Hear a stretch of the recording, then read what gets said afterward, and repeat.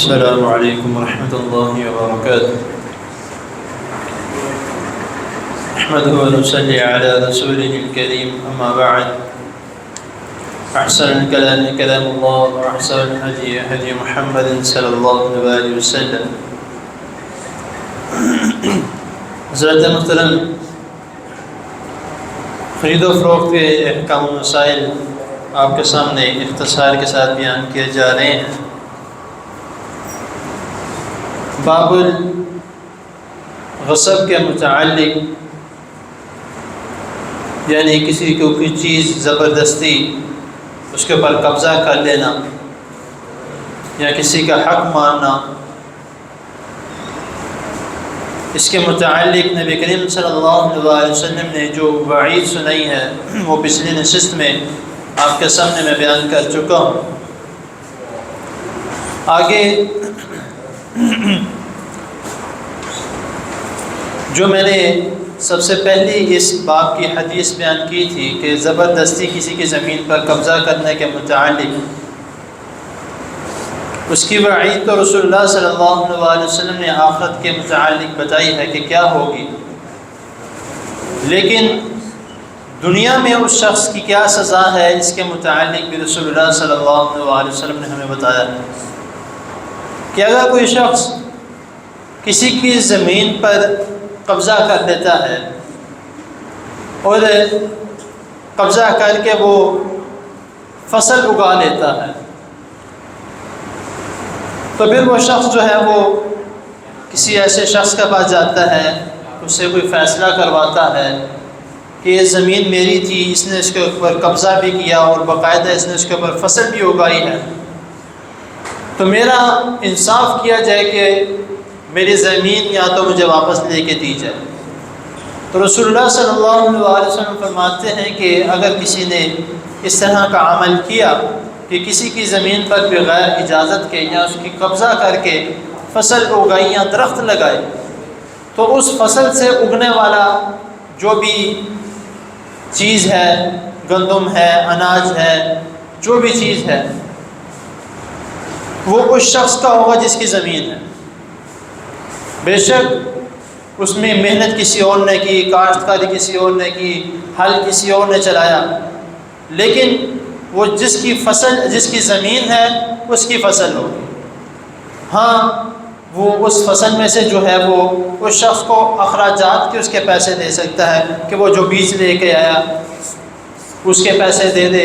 یا اس نے جو تھوڑی بہت کاشتکاری کی اس میں محنت کی اس کی رقم دے دے، لیکن جو فصل ہے اس کا منافع اور وہ فصل اس شخص کی ہوگی جس کی زمین ہے. اور دوسری چیز اور دوسری حدیث جس کے متعلق نبی کریم صلی اللہ علیہ وسلم کہ اگر کسی کی زمین پر کوئی درخت اگاتا ہے، کھجور کا ہے یا کسی پھل کا ہے یا کسی بھی قسم کا ہے، اس درخت کو اگانے میں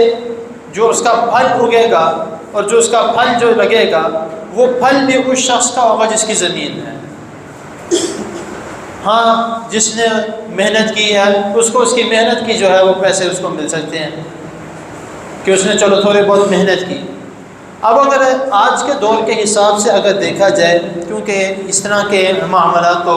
جو ہے وہ کھیتی باڑی کرنے والوں کے مسائل میں آتے ہیں، لیکن جو شہردار ہیں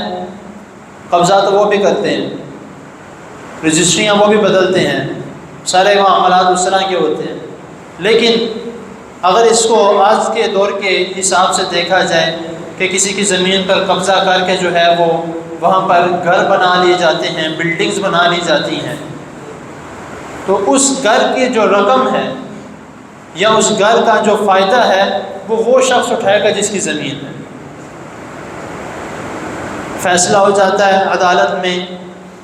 اگر کوئی انصاف کرنے والا، میں کوئی لفظ اس لیے استعمال کر رہا ہوں کیونکہ آج جو ہمارے معاشرے میں بے برکتی ہے، ہمارے معاشرے میں جو ہے وہ ٹینشنیں ہیں، بیماریاں ہیں، پریشانیاں ہیں، فرقہ واریت ہے اور کئی مخالفت ہیں ہمارے معاشرے میں، وہ صرف اور صرف اس بے عدلی کے وجہ سے، ناانصافی کی وجہ سے ہے. اگر کیونکہ نبی کریم صلی اللہ علیہ وسلم کی حدیث پر حق ہے اور رسول اللہ صلی اللہ علیہ وسلم جو ہمیں بتایا ہے اس کے مطابق اگر دیکھا جائے تو یہ ہمارے ساتھ ہونا ہی. کہ جس امت میں ناانصافی اور جس امت میں عدل ختم ہو جائے گا اس میں اختلاف پیدا ہو جائے گا، اور یہی ہمارے معاملات میں ہے، سارا کچھ اسی طرح ہی ہے۔ ہمارے میں انصاف ختم ہوتا جا رہا ہے، عدل ہم میں ختم ہوتا جا رہا ہے، اسی کی وجہ سے ہمیں اختلاف بھی ہے، بے برکتیاں بھی ہیں، سارا کچھ اسی طرح، پریشانیاں بھی، بیماریاں بھی، سارا کچھ ہے۔ تو اسی لیے اگر کوئی انصاف کے ساتھ جو ہے وہ اس شخص کی زمین کا فیصلہ کرتا ہے کہ یہ زمین جس کی ہے، جس کی ملکیت ہے اسی کی ہے، تو اس جگہ پہ بننے والی بلڈنگ بھی، اس جگہ پہ بننے والا گھر بھی، ہر چیز جو ہے وہ اسی شخص اس سے فائدہ اٹھا سکتا ہے جس کی وہ زمین ہے۔ بنانے والے کو اتنا اس کا خرچہ مل سکتا ہے، اس نے مزدوری دی، اس کا خرچہ دے دیا، کوئی مسئلہ نہیں، اس نے جو کام کروایا اس کا خرچہ دے دیا، کوئی مسئلہ نہیں، بس اتنا مل سکتا ہے۔ بے شک اس نے اس کو کرائے پہ چڑھایا، اس کا کرایہ بھی اسے کو جائے گا جس کی زمین ہے۔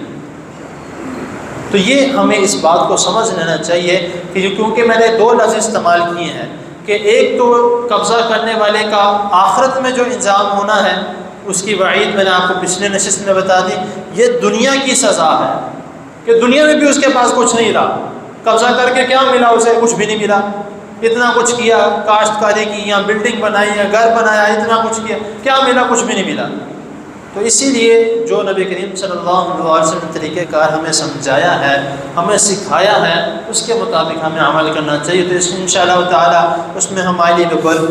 برکت بھی ہے، اس میں ہمارے لیے رحمت کا نزول بھی ہے، اور اس میں ہمارے لیے ہر چیز نبی کریم صلی اللہ علیہ وسلم کے فرمان کے مطابق ہے، لیکن ہمیں سمجھنے کی ضرورت ہے۔ تو اللہ تعالیٰ کی حضور دعا ہے اللہ تعالیٰ ہمیں جو سنا ہے اس کو سمجھنے کی، اس پر عمل کرنے کی توفیق عطا فرمائے، اور ہمیں ہر قسم کے غلط عمل سے، برے عمل سے، گناہ والے عمل سے اللہ تعالیٰ بچا کے رکھے۔ جزاکم اللہ۔